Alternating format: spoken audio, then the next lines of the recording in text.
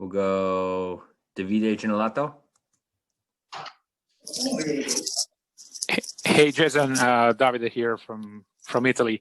What do you think about your season so far, the Celtics season, I mean? We had some ups and downs. I think with just how new everything is and just how we adjust into new life in the NBA. Obviously, some games we wish we had back, but we started out the season, our first 11 games or so pretty well. And obviously, we had to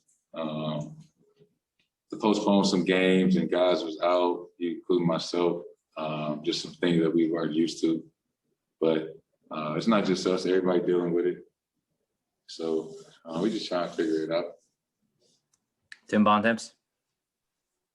Hey, Jason. I was just curious. Obviously, this is a way different West Coast trip than you guys are usually used to in the middle of the pandemic. I was just curious kind of what it's been like compared to what past trips have been. Ain't much to do, stay in the room.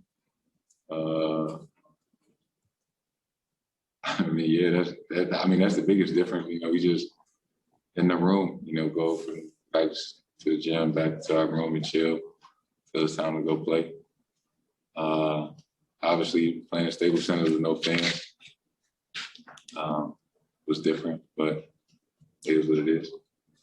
And then just out of curiosity, now that it seems like there's going to be an All-Star game, I was curious what your thoughts were on the potential of doing that in the middle of all this that's going on. I don't know. You would like to think that the NBA would,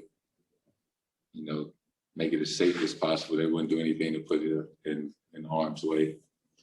I feel like for the most part, they've done a great job of trying to keep us safe. You can't control everything, but I do understand the concerns about it, especially in Atlanta.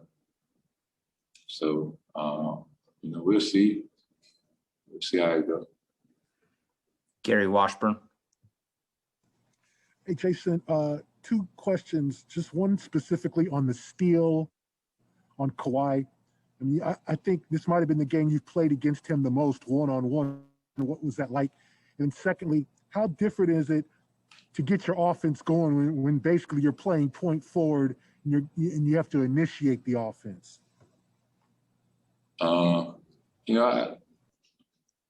People know I enjoy those matchups. Obviously, he's one of the best players. He's accomplished so much.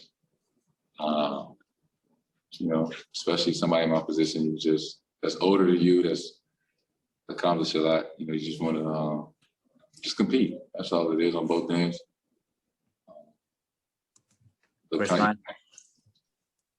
Hey, Jason, do you see this as being kind of one of the signature wins that could propel the group, given how down you guys were tonight man-wise and the quality of the opponent? And is there something different in terms of what you look for from yourself when Jalen's out? Yeah, I think this was a good winning aspect, like you said, coming off a loss, down a few guys. But I think for my time being here, regardless of who we have playing, we always feel like, we gonna give ourselves a chance to win. And there's always next man up mentality. We got a lot of talented guys on this team that work extremely hard, and I know it has to be tough.